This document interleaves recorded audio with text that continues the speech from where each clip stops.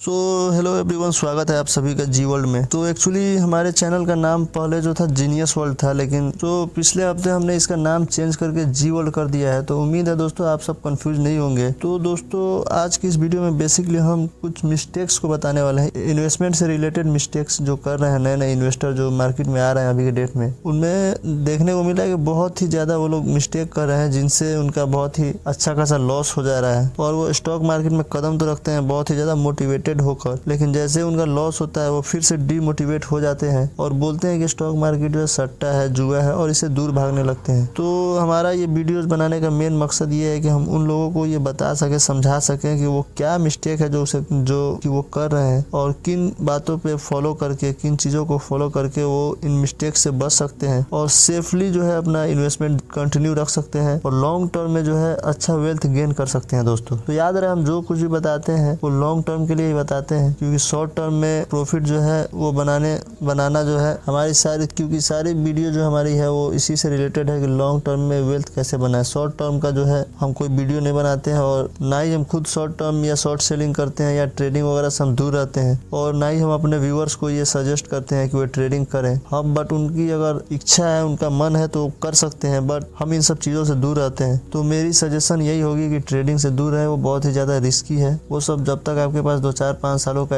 Experience नहीं हो जाएगा स्टॉक मार्केट में, तब तक उन सब से दूर रहे तो ही भलाई है आपकी। तो दोस्तों सबसे पहले तो ये कहना चाहूँगा कि अगर आप बिल्कुल ही नए हो, अभी अभी सीख करके या थोड़ी बहुत बेसिक भी जानते हो स्टॉक मार्केट के बारे में, तो आपको शुरुआत तो सबसे पहले आपको म्यूचुअल फंड से करना चाहिए, अगर मेरी सजेशन मानो तो। क्योंकि म्यूचुअल फंड में जो है डायरेक्टली आप इन्वेस्ट नहीं करते हो, उसमें एक फंड मैनेजर होता है। ये सब बातें जो है मैंने आपको पिछली वीडियो में बता रखी है, तो वो वीडियो अगर आपने नहीं देखी है तो जाके हमारे चैनल पे आप देख सकते हो। म्यूचुअल फंड से रिलेटेड बहुत ही अच्छी वीडियो है हमारे चैनल पे। उसमें मैंने 1-2 म्यूचुअल फंड का भी सजेशन किया है कि कौन सा म्यूचुअल फंड में आपको इन्वेस्ट करना चाहिए। और आपको ज़्यादा रिटर्न की ज़रूरत है, पैसे को बहुत तेज़ी से आप ग्रोथ करना चाहते हो, तो आप स्मॉल कैप में निवेश कर सकते हो। उसमें थोड़ा रिस्क ज़्यादा होता है, बट अगर आप रिस्क लेने के लायक हो तो आप ले सकते हो। अगर उससे थोड़ा कम रिटर्न चाहते हो तो मिड कैप में चले जाओ, उससे भी कम रिटर्न चाहिए। जितना मतलब रिटर्न कम करोगे ना, उतना तुम्हारा इन्वेस्टमेंट जो है सेफ होते जाता है। दोस्तों जैसे आपने देखा होगा एफडी में लोग 6% 7% का रिटर्न उठाते हैं, तो उसमें रिस्क भी बिल्कुल नहीं होता है। लोग जो है एकदम बेफिक्र होते हैं, उनको लगता है कि मेरे पैसे जो है बैंक में पड़े हुए हैं, कोई टेंशन ही नहीं रहता है उनको।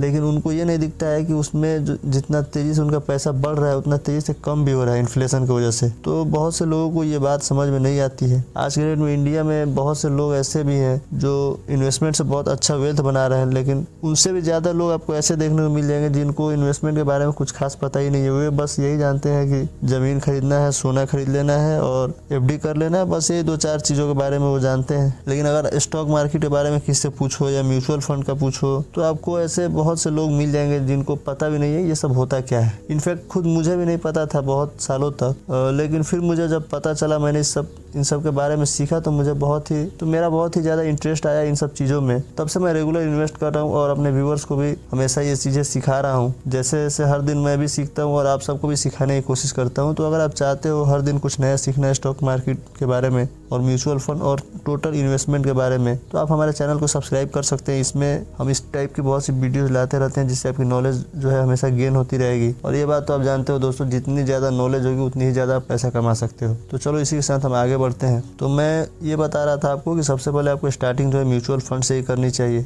अब उसमें आप देख सकते हो कि आप किस टाइप की म्यूचुअल फंड लेना चाहते हो। बहुत से तरह की म्यूचुअल फंड है, अब आप अपने हिसाब से ले सकते हो जिसमें आप कंफर्टेबल हो। इसके अलावा आपको रेगुलर आपको सीखना चाहिए स्टॉक मार्केट के बारे में। और अगर आप किसी कंपनी में इन्वेस्ट करना चाहते हैं तो शुरुआत में आपको जो बड़ी कंपनी है, पुरानी कंपनी है, उससे स्टार्ट करना चाहिए। दोस्तों जैसे आप देख सकते हो, ये कोई रिकमेंडेशन नहीं है मेरा, बस आपको के लिए एजुकेशनल पर्पज़ के लिए आपको बता देता हूँ कुछ स्टॉक। बट याद रहे कि मैं कोई सेबी रजिस्टर नहीं हूँ और मेरे बताए अनुसार आप डायरेक्ट जाकर इन्वेस्ट न करें तो ही आपके लिए बेहतर है। हमारा मकसद बस आपको एजुकेट करना है। हम कभी भी आपको किसी स्टॉक को खरीदने की या म्यूचुअल फंड में इन्वेस्ट करने की सजेशन नहीं देते हैं, हम बस आपको सिखाते हैं। हमारा काम है आपको सिखाना है। हम कभी नहीं बोलेंगे कि फलाने कंपनी में जाके इन्वेस्ट कर दो, फलाने म्यूचुअल फंड में इन्वेस्ट कर दो, क्योंकि स्टॉक मार्केट और इन्वेस्टमेंट जो भी है ना, इसमें बहुत ज़्यादा रिस्क होता है और जो भी इससे पैसा कमाता है वो रिस्क पे ही कमाता है। दोस्तों तो मैं तो क्या, इसमें कोई भी आपको पूरी गारंटी के साथ नहीं बोल सकता है,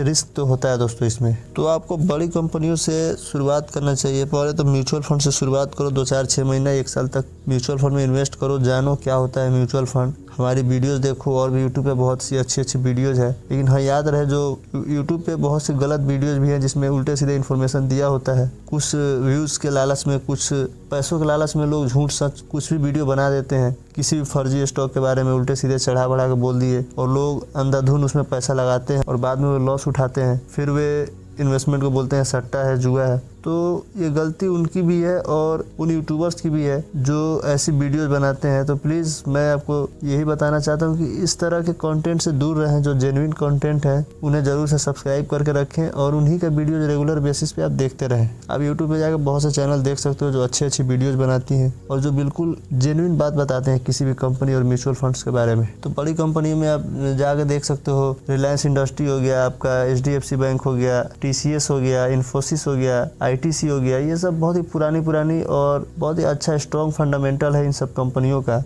तो इसमें आपको बहुत ज़्यादा रिटर्न तो नहीं आएगा, क्योंकि ये कंपनी जो है बहुत अच्छा रिटर्न दे चुका है अपने पास्ट में, और जितना एक्सपेंड करना था इसे ये कर चुका है, और फ्यूचर में ये धीरे धीरे ग्रोथ करेगा।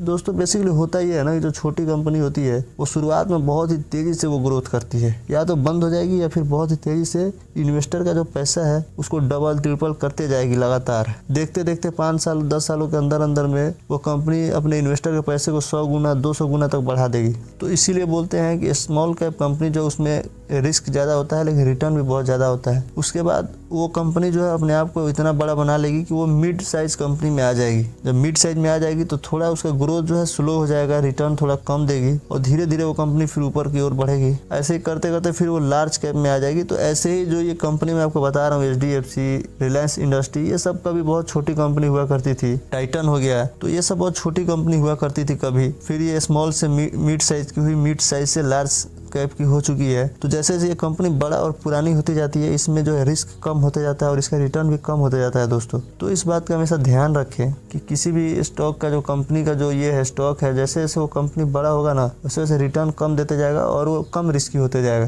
तो आप अभी चूंकि आप नए हैं, मैं आपको एज ए बिगिनर समझा रहा हूँ, तो आपको शुरुआत में जो है म्यूचुअल फंड और लार्ज कैप की जो कंपनी होती है उससे स्टार्ट आपको करना चाहिए। फिर धीरे धीरे आप मिड साइज की कंपनी में इन्वेस्ट करना शुरू करो। जैसे जैसे आपका नॉलेज बढ़ते जाएगा फिर स्मॉल कैप में आप इन्वेस्ट करना शुरू करो, क्योंकि जब आपका अच्छा नॉलेज हो जाएगा ना स्टॉक मार्केट में तो आप इसमें 1 साल में भी 2 साल में भी अपने पैसे को इजीली डबल कर सकते हो दोस्तों। सब नॉलेज का खेल है इसमें इतना पैसा है कि पूरी इंडिया का जो है प्यास बुझा सकता है स्टॉक मार्केट। वो हर्षद मेहता का आपने डायलॉग तो सुना ही होगा कि स्टॉक मार्केट पैसे का एक ऐसा कुआं है जो पूरी देश की प्यास बुझा सकती है दोस्तों। तो बिल्कुल ये बात सही है, लेकिन वो डिपेंड करता है आपके नॉलेज पे कि आपके पास नॉलेज कितना है। तो मेरी भी बिल्कुल यही स्ट्रेटेजी होती है कि मैं शुरुआत जो है म्यूचुअल फंड से किया, फिर लार्ज कैप में इन्वेस्ट किया, अभी मिड साइज में कर रहा हूँ और स्मॉल कैप की कंपनियों पे भी नजर रखता हूँ, उसे रीड करता हूँ, उसका एनुअल रिपोर्ट पढ़ता हूँ, उसका प्रेजेंटेशन रिपोर्ट पढ़ता हूँ। ये सब पढ़ के धीरे धीरे समझ रहा हूँ और जैसे जैसे मेरा नॉलेज बढ़ते जाएगा मैं स्मॉल कैप में भी इन्वेस्ट करना शुरू करूंगा। तो बिल्कुल सेम इसी तरह से आप भी कर सकते हो दोस्तों। इस तरह से आपके अंदर कॉन्फिडेंस भी आएगी और आप लॉस से बचोगे, धीरे धीरे थोड़ा अपना वेल्थ बनाओगे, लेकिन लॉस नहीं करोगे दोस्तों। सबसे मेन चीज होता है लॉस से बचना, क्योंकि मैं